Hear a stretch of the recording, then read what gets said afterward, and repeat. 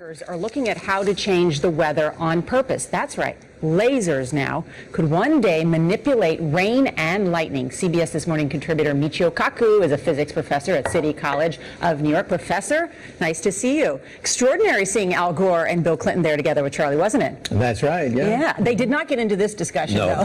But it is fascinating. I mean, lasers, really, to change the weather? That's right. Well, as Mark Twain once famously said, everyone complains about the weather, but no one ever does anything about it. Well, instead of doing a rain dance, we physicists are firing trillion-watt lasers into the sky to actually precipitate rain clouds and actually bring down lightning bolts. This is potentially a game changer. But this is experimental. It's experimental. However, in the laboratory so far it works. When you have water vapor and you have dust particles or ice crystals, you can precipitate rain. It condenses around the seeds. These seeds can also be created by laser beams. By firing trillion-watt lasers, you rip apart the electrons, creating what are called ions, and these ions act like seeds, like dust particles, bringing down rain and even lightning. Go ahead. Well, this fascinates me in part because, too, I remember reading the stories that China had used this during the Olympics, that the USSR had used this after Chernobyl to create rain clouds. I mean, did those really work then? We have some of these capabilities now? Inconclusive. Even in the 60s, the CIA used this to bring down monsoons during the Vietnam War, to wash out the Viet Cong. Governments have been playing with this thing. Alleged to. Alleged to, right. Yeah. Now, we realize that for decades now, these governments have been alleged to have experimented with weather control, but nothing conclusive. This time we're bringing in the laws of physics rather than simply waving our hands and uttering mumbo-jumbo. We're actually using trillion-watt lasers now, and in the laboratory, sure enough, they precipitate rain out of water vapor. Sure enough, you can actually bring down electricity down the beam. So what does it mean for drought areas that need to have rain for crops, and if they don't have them, there's the consequences of famine? Well, the bad news is if it's a clear blue sky, it's not going to do anything at all, because it only takes water vapor that's already in the air and condenses it. However, for floods, for agriculture, farmers, for people planning wedding parties, football games, you name it, outdoor events and agriculture and flooding and even hurricanes, all of them could be subject to weather modification. Incredibly interesting, Professor Michio Kaku. Thank you so much. This video here with Michio Kaku, put out by CBS News. This is profound, guys. This is something that I think everybody needs to hear. They have basically now admitted that high-frequency pulses produce rain. Michio Kaku, in this video that you just watched, said using trillion-watt lasers, they're able to strip electrons from the atmosphere, which act like dust particles, CCN, cloud condensation nuclei, which then form into rain. That's it. There you go. That's the theory in a nutshell that's been summed up over the last 2.5, 3 years worth of study by myself and dozens of others, proving that ionization is caused by high-frequency pulses. Now, Michio Kaku talking about a trillion-watt laser can do it in the laboratory. And we've seen real-life activity produced by 750,000-watt radar pulses coming from our NEXRAD stations. And I've documented that over and over again. You guys can come on over to my website and just go ahead and go down the list and go through all the different radar pulses that have happened. Chicago being the most recent example. Let's just go there really quick. Here's Romeoville, Chicago, where the NEXRAD radar station is, pulsing on September 15th. And here we are, 72 hours later, Romeoville, Chicago, under severe weather, hail, damaging winds, severe thunderstorms, only spot to get it. And then downtown Chicago got it, the flooding from that later that night. Only spot to have hail reported. Look at that. And this happened multiple days in a row. It's not just 1 or 2 times, it happened 3. Imagine the implications of a weapon with no visible trace. A weapon that could knock out tanks, ships, and planes as fast as the speed of light. The same technology with modifications could disorient and even tranquilize military personnel, rendering them virtually helpless in the battle zone. These are the new weapons of war we will examine in this series. For the past 40 years, the world has been riveted by the threat of nuclear war, and more recently by the prospect of space defenses using lasers and other modern technologies. But while both sides at the Geneva summit will be focusing on these matters, progress is being made in even newer weapons that could render any arms agreement relatively useless. Lightning is the most dramatic form of energy to be found in nature. Scientists have succeeded in creating limited types of artificial lightning, and some think that these could be the forerunners of a new type of directed energy weapon, part of a family of weapons which operate within the radio frequency segment of the electromagnetic spectrum, and are thus referred to as radio frequency weapons. Dr. James Frazier has researched electromagnetic effects for the Air Force for over 10 years, and he, like a small but growing number of weapons experts, feels that radio frequency, or RF weapons, could be the wild card in the ongoing arms race. You could have tremendous amounts of radiative power. And what you did with that power then is a matter of engineering design and what your goal is. Robert Bass, a physicist and PhD in mathematics, is working on U.S. weapons research. He says that the Soviets seem to be ahead in a number of areas, and especially in RF weapons. We are behind the Soviet Union in directed energy weapons based on 60 gigahertz microwave beams. Dr. Bass and others feel the most likely form of Soviet RF weaponry would be high-powered microwaves, similar to a focused, ultra-high-intensity radar beam. It would literally cook humans and knock out computers and electronic surveillance and communications gear. An operational RF weapon, relatively cheap and reusable, could devastate sophisticated and expensive war machinery. The $20 million F-16 fighter, for example, is totally controlled through electronic sensors and computers. With no manual flight controls, the plane would literally fall out of the sky after being hit with a high-intensity pulse of microwave radiation. Scientists say that microwaves and other types of RF pulses operating at specific frequencies or windows can be transmitted with little or no loss of power. Machines known as gyrotrons can produce the massive pulses needed to drive these devices, and it's believed that the Soviet Union has a 3 to 5 year lead in this technology. Over the past year, CNN has repeatedly asked the Department of Defense and the Air Force about radio frequency weapons. After much resistance, DoD finally said that the subject was too sensitive to discuss. In my next report, unexplained cloud-like phenomena which may be evidence of a Soviet breakthrough in RF technology. Chuck DeCaro, CNN Special Assignments.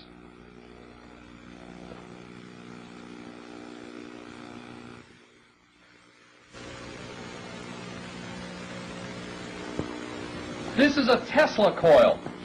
It was invented some 90 years ago, but now a growing number of experts in the United States feel that it may form the basis of a new generation of Soviet weapons.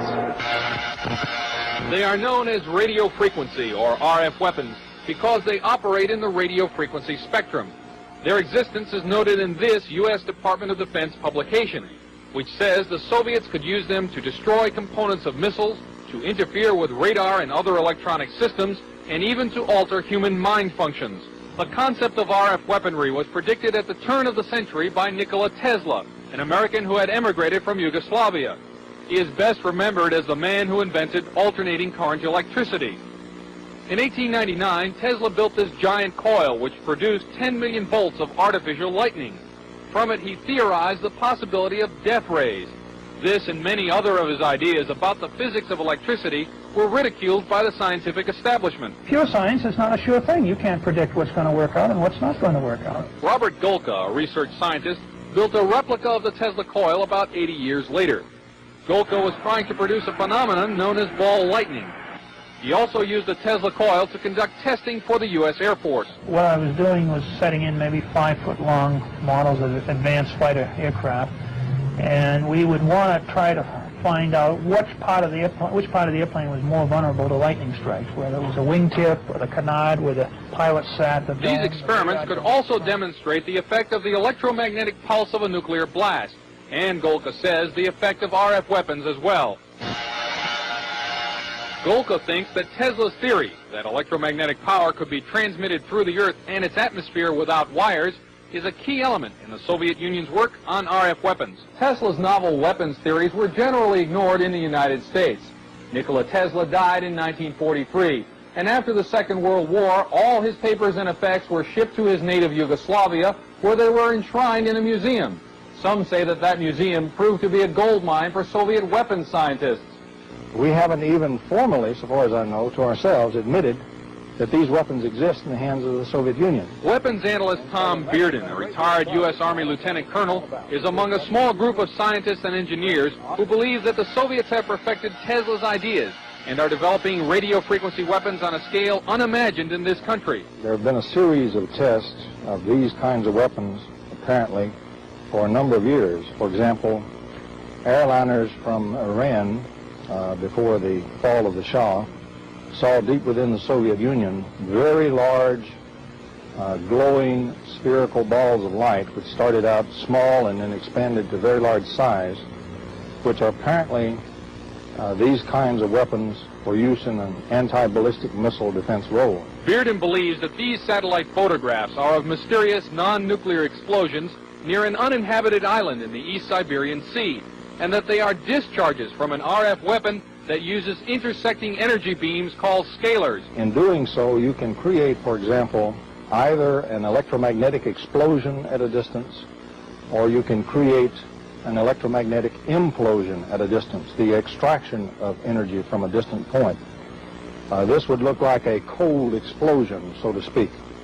And I believe the thing on April the 9th, 1984, off the coast of Japan, that involved several 747 jet airliners, I believe that incident was a test of a cold explosion weapons. At least it met all the characteristics. Pilot Doug Happ was in one of the 5 airline crews that saw an incredibly large cloud rising from the moonlit overcast below. It looked like a plate coming up through an overcast, but it just kept expanding, and as it got higher, it was apparent that you could see right through the middle of it, so it looked like a big smoke ring. At the time that we first noticed this cloud, we weren't sure what to do, and we took no evasive action because we didn't know which way to go. And I think eventually we either ran through it or it completely engulfed us. Happ says when his flight reached Anchorage, Alaska, it was checked for radioactive contamination. None was found. Dr. James Fraser has done extensive research in electromagnetic effects for the U.S. Air Force. It could be due to a strong electromagnetic beam, but we don't know that. They can also be caused by chance terminal gradients. We've had for several years studies of clear air turbulence, for instance, which have produced this kind of a disruption. The people who cited those are experienced pilots and should have been familiar with that kind of event, and this apparently was something outside their experience. There have been a number of times when Soviet technological surprise has upset the strategic balance. In 1948, the Soviets detonated an A-bomb years before it was thought possible. In 1957, the Soviets stunned the world by launching Sputnik 1, the world's first artificial satellite. And in 1976, the Soviets were discovered to have been embarked upon a program to build particle beam weapons, a discovery which led 5 years later to America's Star Wars program. In each case, the United States was able to regain the balance. But this time, with radio frequency weapons, some scientists feel that the Soviet lead may be permanent. In my next report, how radio frequency devices can be used as weapons against the human mind. Chuck DeCaro, CNN, on special assignment.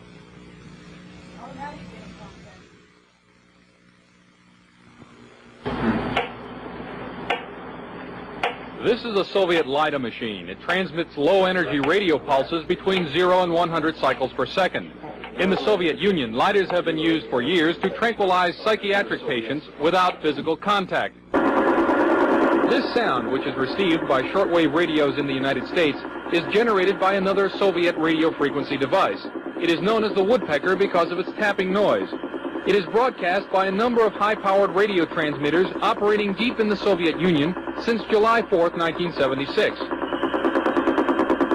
Though the official Defense Department explanation of the woodpecker is that it is an over-the-horizon radar designed to track U.S. missile launches, some scientists suspect that the woodpecker is designed to interfere with human brain function. As far as I'm concerned, the potential that this has for producing a direct psychoactive effect upon the total American population is there, has never been disproven. Dr. Robert Becker is a pioneer in the field of bioeffects of electromagnetism. The signal range within which the woodpecker operates is that which has been reported by many investigators to produce a tranquilizing effect upon animals. We are just incredibly sensitive to these magnetic stimuli. Dr. Bob Beck, a PhD in nuclear engineering, has done extensive research into electromagnetic effects on humans. The signal was permeating power grids in the United States. It was being picked up by power lines, re-radiated. It was coming into the homes on the light circuits. I was surprised after coming here that the influence of electromagnetic fields was almost completely ignored here. Dr. Larissa Valenskaya was heavily involved in Soviet electromagnetic research before being allowed to emigrate to the United States. She told CNN about Soviet research in electromagnetic effects. They demonstrated theoretically and also demonstrate experimentally that low frequency, low energy electromagnetic fields also can possess biological efficiency because any field not only carries energy but also carries information. She stated that the research was carried out on orders from the Soviet government. Of course, the military were extremely interested in this potential of remote influence. Is the United States military working in the field of electronic mind control? Officially, the Department of Defense will not comment because the subject area is, quote, too sensitive. But CNN has learned from this government scientist, who did not want to be identified, that a Navy laboratory conducted research into the use of an RF device for counterterrorism and special operations. It's possible to entrain a certain percentage of a population, apparently, with weak magnetic fields. The study also showed that RF signals could dissolve certain types of rat brain cells at a distance, causing disorientation and nausea. According to the scientist, even though the program was successful, the government never followed up on it. Dr. James Frazier did electromagnetic research for the U.S. Air Force for many years. At one time, he proposed a battlefield RF weapon system. You could make an antenna that would be carryable by a helicopter, and that this could be expected to produce a wide variety of symptoms, actually, by humans who happen to be standing in the beam. According to Dr. Fraser, the Air Force never followed up. At Lawrence Livermore Laboratory, another RF weapons concept is nicknamed the brain bomb. According to the book Star Warriors, the brain bomb would focus a nuclear blast into a huge pulse of low-frequency RF energy that would stun huge numbers of troops. Apparently, it too has not yet been funded.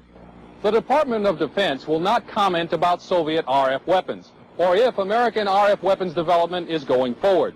However, experts interviewed by CNN say that the Soviets are apparently ahead and could exploit that lead in a surprise strategic move, a move that could have grave consequences for the United States. From Washington, this is Chuck DeCaro, CNN Special Assignments. Island boom. CBC newsman Rick Seaward brings us the story of the unusual atmospheric explosion which occurred last April.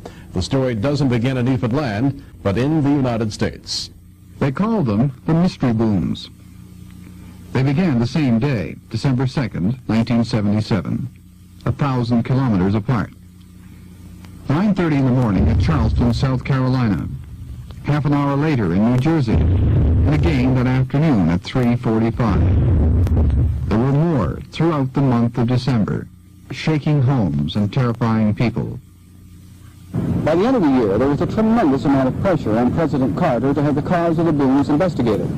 So the Office of Science and Technology in the White House asked the Defense Department to look into it. The Defense Department, in turn, got the Navy to do the job, specifically the Naval Research Board, a massive research organization involved often in top-secret military.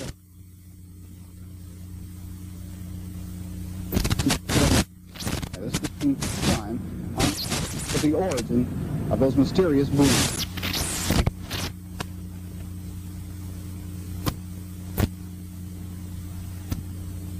On March 3rd, they stopped. On March 3rd, the Navy report was released in Washington. The booms were blamed on supersonic planes bouncing sonic booms off the upper atmosphere. They had stopped off the United States, but not in Canada, where the Transport Department is concerned. Well, it confuses me. If, in fact, Neil Stanton has had problems explaining where the booms off Nova Scotia are coming from. Most appear to be supersonic, but in many cases, there were no supersonic planes around at the time. What's more, the land as well. Yet, there are no booms reported from the Cape Race area. Moving the Concorde's track out to sea did nothing to stop the booms. Still, more than ever, they appeared to be man-made. After the end of February, in fact, about the beginning of March, the booms disappeared just about completely. There were a few scattered reports of bangs, but very few at all. And then about the middle of March, they picked up again, but at a much reduced frequency and a much less loud character. The loudness had seemed to have gone and had been replaced by rumbles and very dull thuds and very much more like distant thunder. In addition, the time of day had shifted. In January and February, they were more common in the morning from 9 o'clock to noon, with a few in the afternoon. Then in March and up until now, it appears that the center has now shifted so that it's around noon to about mid-afternoon. There are still booms heard in the morning and at night, but mostly now it's around noon to mid-afternoon. If they're not all supersonic, what's causing them? Here at the Lamont Observatory in New York, there's a suspicion the military are behind many of them. You know, they took Christmas week off, they took weekends off, so it looked like a normal workday activity of this country, rather than of some foreign power that wouldn't be concerned with weekends or our observance of the Christmas holidays. Dr. Don and his team of scientists record sounds in the atmosphere with very sophisticated equipment. One boom they recorded last December over New Jersey left a tracing just as big as one left by an exploding oil refinery a few years ago. Dr. Don is dubious that ordinary sonic booms could do that, and he's been picking holes in the Navy report. They initially said that the special atmospheric conditions allowed the booms to be channeled from great distances. I disagree with this because the conditions were not that special and there was nothing new about the conditions this year. There are some events that have not yet been explained. For example, during the main boom season in this country, there have been many observations of nocturnal balls of light in the sky associated with booms. And some were seen by respectable and responsible authorities, like airplane pilots, who are usually good observers. I know of only about a dozen such observations, and there have been scores to hundreds of the normal daytime booms. Since most of the booms occurred in the daytime, we don't know if they would have had flashes with them or not. But there was a daytime boom, with lots of fireworks. One Dr. Don hadn't heard of, the Bell Island boom. Bell Island, rising from the waters of Newfoundland's Conception Bay. Known once for its iron ore mines, the U.S. Energy Department is now thinking about using its abandoned mines as a storage place for an emergency supply of Western crude oil. The people who live here are a long way from Dr. Don's New York Observatory, so he missed hearing what happened that day back in April. 11 o'clock on a hazy Sunday morning in April. Yeah, well, there was a terrific explosion so sudden that it was just like a blockbuster. It dropped like they dropped them in the parachutes there in London, you know, and the parachutes was a terrific explosion and shook the house, The boom was heard 65 kilometers away. Somebody had started the fireworks again. I was standing right here by the table and the fire came out of this, I guess with electricity you called it. The fire came out, I suppose, about 18 inches out across the table here. Straight a blue fire, blue flame. The lights came on, fire came out to the socket here and then bang out that boom, All over the tiny settlement of Lance Cove and Bell Island, people reported things like that. Television sets all of a sudden appeared to explode and began smoking. Electric motors burned out. Little balls of fire came out through the glass in oven doors.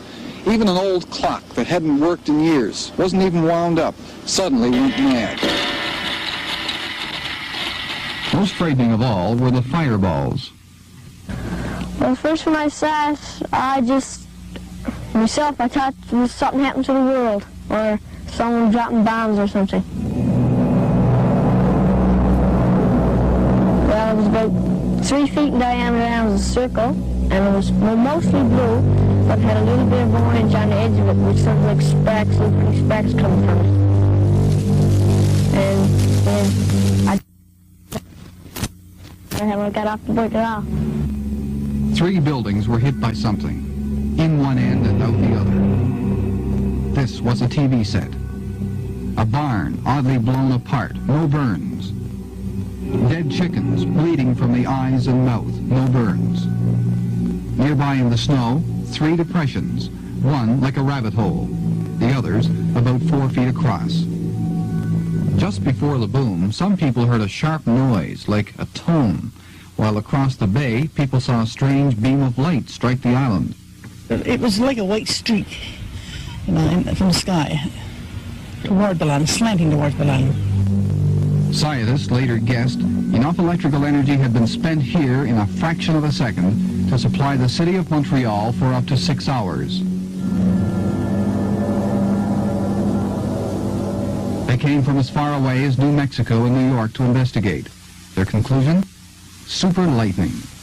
Oh, it was a very, very strange phenomenon, all right, but so far as I can make out, there's no hint of anything other than an electrical phenomenon. It was a discharge. It was a lightning of kind. A very unusual one, and an enormous one by comparison with other lightning effects. The balls of fire, reported miles apart, ball lightning. The description of the flash in the sky, unreliable. Super lightning is a new term used to describe unusually intense lightning, 1,000 times more powerful than the ordinary kind. It's been recorded lately by military satellites for the past couple of years, in fact. The flashes were said to be unusual over land. Many people on Bell Island refused to believe it was lightning. No way, that was lightning. What do you think it was? Explosion? It sounded like an explosion. Yes, explosion definitely was an explosion. I thought the whole house was gone in two. I thought it was the end of the world, so help me. Really did. That was the end of the world. When you keep Bell Island in mind and go back over the accounts of the other booms along the Atlantic seaboard, many of them sound a lot like that. For some reason, many of the reports of booms involving lights have originated here in New Jersey. And one of the most memorable of such reports was last December in this community of Toms River. The military insists Toms River experienced an electrical transformer, something many residents accept. But others, those who directly experienced the event, aren't so sure. 12th, professional weatherman George Propoulos watched an odd flashing in the sky. What it was it was very brilliant. It was brighter than the normal lightning. In other words, for it to be this brilliant and this bright, which was almost white at times when it lit up, it would have to be associated with a very strong thunderstorm, which would have very heavy rains and very powerful thunder associated with it. And incidentally, around the entire county that night, there was no rainfall or any thunderstorm activity reported. Across the bay from where George Propoulos lives, Bob Levy didn't see any flashing, but round about the same time, he began feeling strange and later experienced something he'll never forget. The smoke detector went off just for a brief instant. It was followed by what I call an explosion, the intensity level of which was tremendous. I don't know any other way to put it. I mean, it was a boom. I bolted upright in bed, looked down the hall through the bedroom door in the direction that the sound had come from, and as I did, at a distance of about 20 feet, I have these sliding glass doors that lead out to a back terrace, and rather heavy drapes covering the doors. Through the drapes, I saw a perfectly symmetrical ball of light. I don't know if that's what it was, but that's how I describe it. Just for the briefest instant. And there are more than that. When you go down the list of them, it's clear that many of the so-called booms are actually more than sonic booms. They often involve these balls of fire, flashes of light, electrical activity in the atmosphere. It almost seems as if there are classes of booms. This man is probably the world's most respected climatologist and geophysicist. He's just finished a 7-month study of the booms and concluded there are different types with different causes. Senator Shelton and I have been looking at the East Coast booms, the so-called mystery booms, over the last 7 months, and we've come to the conclusion that of 600 separate and distinct booms, about 2/3 of them are due to supersonic aircraft, Concorde, or military aircraft. But the boom explained by man-made activities. Dr. McDonald thinks many of the booms could be forerunners of an earthquake. The Bell Island boom, he says, resulted from a high-level thunderstorm that people on the ground weren't aware of. And in that violent thunderstorm, there was a gigantic bolt of lightning, I suspect one of the largest ever recorded in history, that came down and gave rise to the very intense noise and to the electrical activity that was clearly observed at the ground. Dr. McDonald rejects outright any possibility of military involvement other than supersonic aircraft, but other scientists aren't so sure. It crosses everybody's mind. It's not unrealistic to think that either American, Canadian, or Soviet weapons testing could be in back of some of the obscure phenomena that are known to take place. Occasionally, it is known that one side or the other has tested weapons, which is then objected to by the other side. These are all within the realm of reasonable speculation. Just how serious is the concern about the military? Well, scientists who are aware of some of the research underway could be excused for wondering.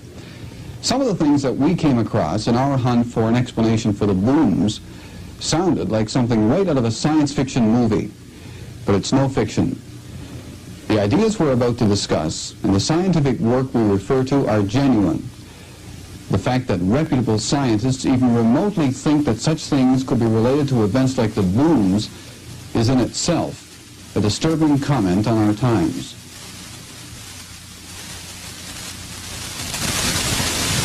A few years ago, Dr. McDonald wrote a paper theorizing ways man can alter nature's energy and the environment, including ways to affect the minds of whole masses of people. Another possibility, one that is related to the Bell Island case, or has been thought about, is the triggering of a particular kind of electrical waves in the atmosphere that can affect human behavior.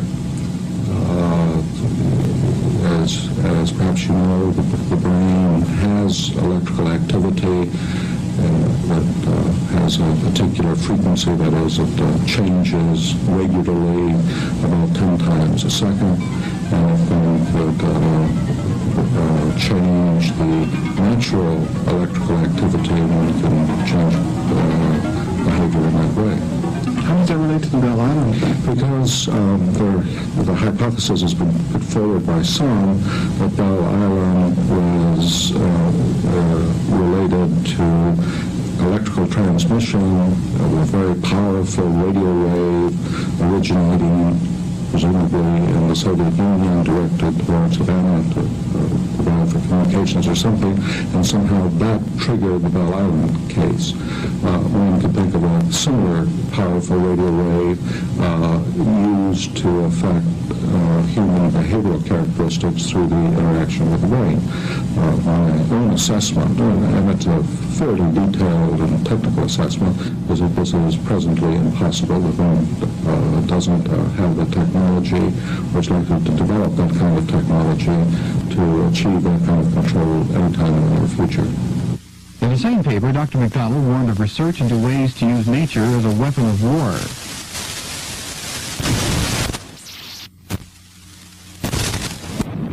The military have always been interested in the weather.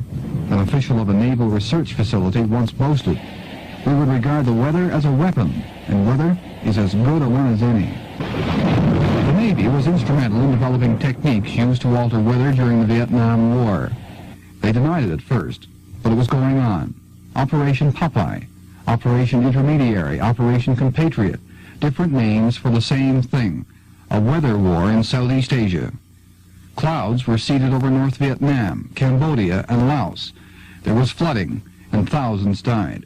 The Americans made it rain acid and grease. Dr. McDonald is well known as an outspoken critic of the military uses of weather, and he's largely responsible for this, a treaty outlawing environmental weather modification for military purposes. He now says the military are not as interested in weather modification as they used to be.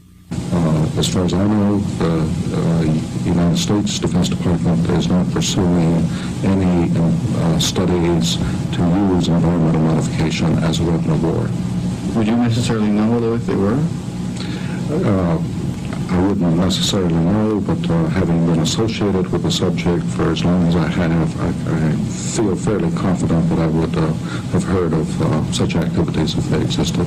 But when it was more fashionable back in 1974, a scientist in Nevada wrote a paper on a way to create artificial lightning using something he called a pulsating electron beam. After the article was published, he was approached by the U.S. Navy, the U.S. Air Force, and the Russians, who liked the idea and thought it could be applied to weapons research. He doesn't know if they ever did develop his idea further.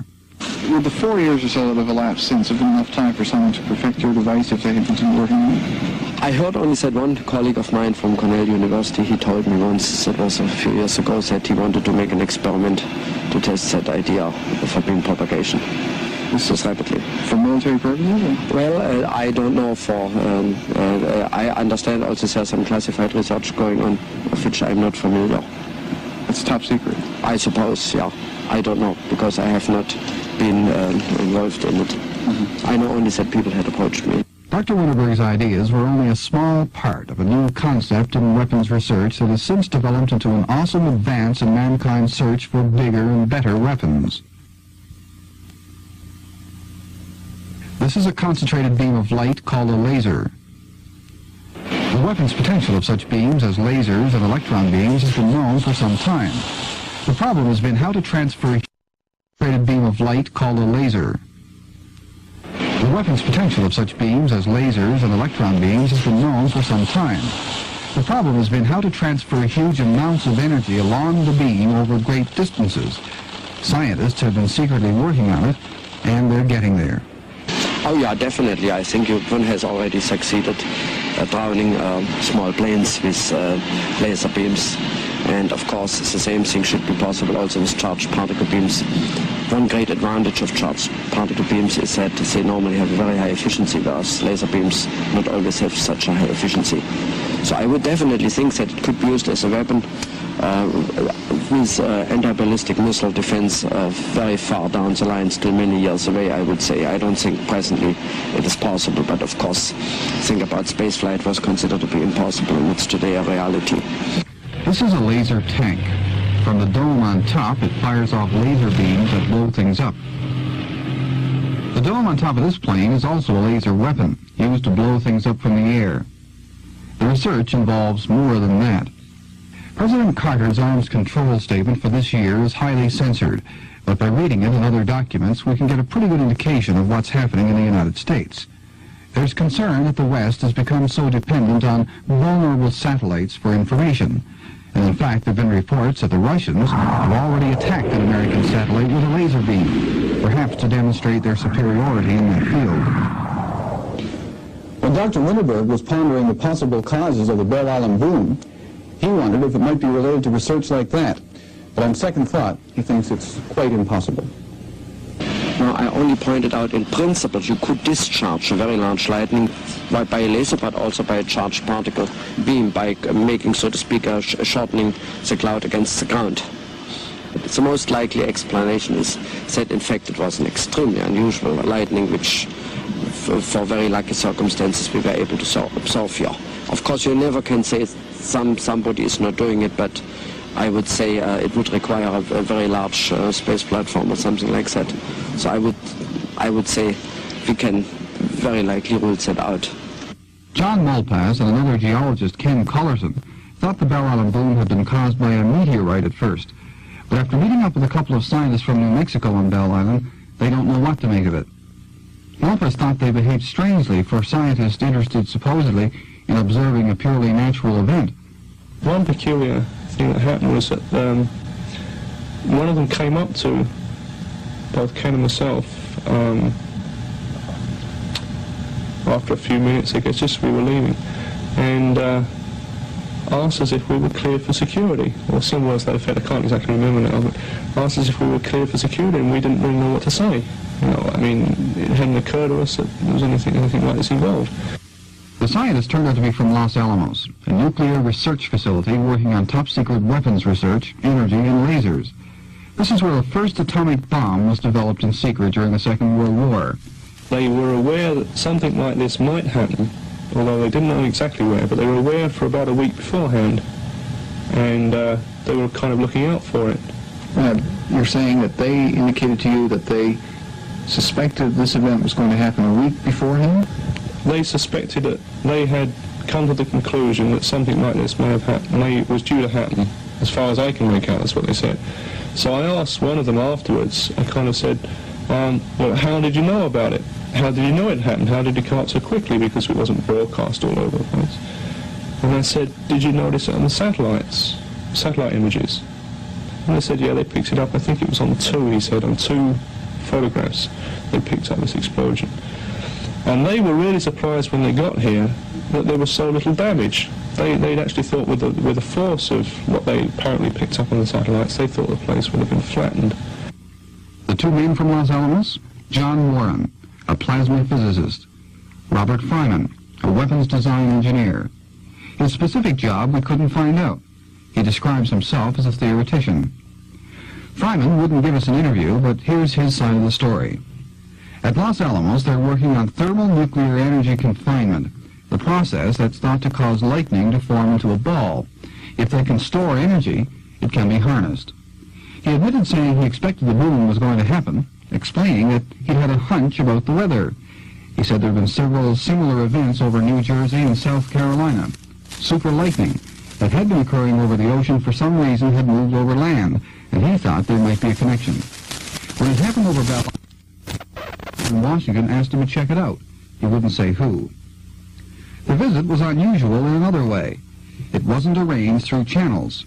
Through the American Embassy and the External Affairs Department in Ottawa, the route government scientists are supposed to follow. The visit of the Los Alamos scientists added another dimension to the Belle Island boom, a dimension that to many is a cause to think, to others, a cause to forget. Yeah, I think maybe the reason for that was that we realised that perhaps there was something a little deeper in it than we cared to think at the time. And both Ken Colletts and myself kind of decided upon ourselves that maybe we keep out of it and let the powers that be, whoever they might be, sort of